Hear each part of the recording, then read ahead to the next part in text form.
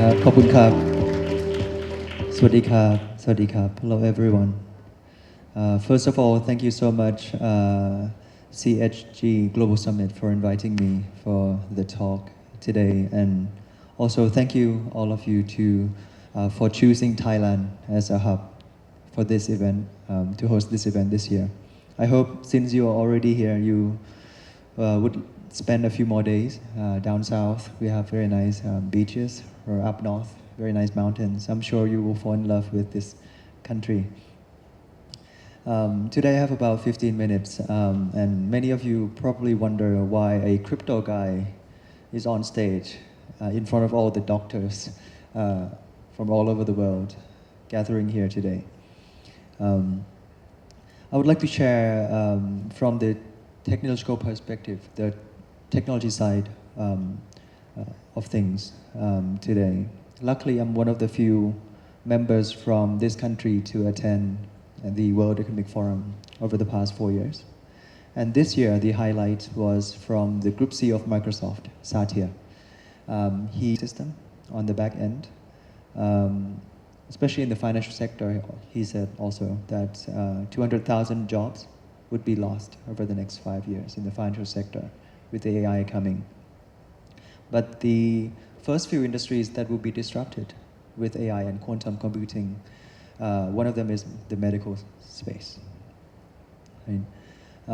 He said that with quantum, Microsoft can now generate an unprecedented amount of data sets. And we're beyond the point that AI is learning from real data anymore. AI is now learning from synthesized data, right? And quantum is able to generate an unprecedented amount of data sets. In other words, very soon, we will be able to expedite scientific discovery from 250 years down to 25 years, an order of magnitude faster. We're almost at this inflection point where longevity escapes velocity. Right? Imagine if we, as a human progress, imagine if we are able to discover solutions to HIV within the next 300 years. With the arrival of AI and quantum computing, it's down to 30 years within our lifetime now. Imagine if, from a normal human progress, we will be able to solve cancer in the next 400 years. But with the arrival of AI and quantum computing, it's going to be down to 40 years, right? 1/10 of the speed. That means almost every diseases are curable within our lifetime. And that is going to change the medical sector. He even said Microsoft now has this automated transcript for the doctors. The current pain point today for the doctors, at least in this country, is that when you get sick, you talk to the doctors would investigate your body, touch your tongue, and then he or she has to write a transcript. Right? Now the doctor can just focus on the client, and the AI would automate via a voice recognition, right? Automate the transcript. And this is going to be on the Microsoft Cloud, subscription basis. It's going to reduce cost and increase efficiency in the medical sector. And the reason why I'm here, the reason why I'm interested in longevity, to be upfront with you guys, I started from a business initiative, the business angle. I run the largest cryptocurrency exchange in Thailand. We have $3 billion of customers' deposits, which is not good. We're not like banks. We cannot leverage on those deposits, customers' deposits. There are costs, right, for our company. So we started to discuss internally within the company, how do we cross-sell those $3 billion? How do we turn this cost into revenue for our company? And we started to study our customer profile. It's very different from a stock investor. Our customers spend at least 2x more than the stock investor. I try to replicate this for Thailand. He spent $2 million, I spent 5 million Thai baht, much cheaper than what he spent. I tried everything, plasma, pherosis, stem cells, same place that Brian got his chelation, NK cell, NAD. I tried everything. And then what I discovered was that it has this longevity segment is very similar to the crypto space 13 years ago when I started this industry in this country. The first similar pattern is that the incumbent do not like this emerging technology. Imagine Bitcoin 13 years ago. What do people say? What did people say about Bitcoin 13 years ago? Money laundering, drug money, toy money, right? Dark money market fund. Don't go anywhere near it. 13 years fast forward, the central bank of Thailand still hates it. Right? They hate Bitcoin. Everybody in the traditional financial space hate me. Right? They do not understand crypto, coming from the traditional sector. Once I ventured myself into longevity, it is very similar.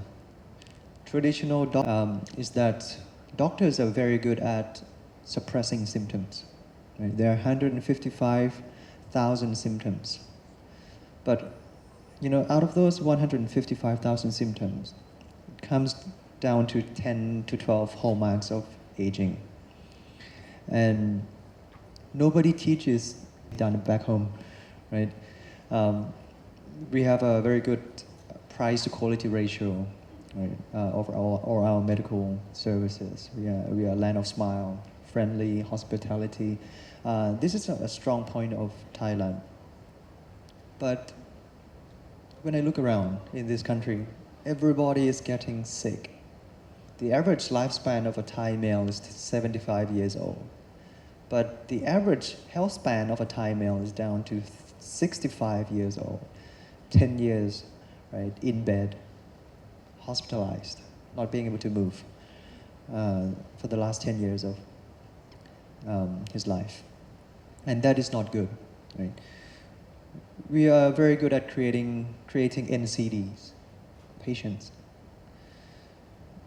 Do you guys think the tourism industry is big in this country?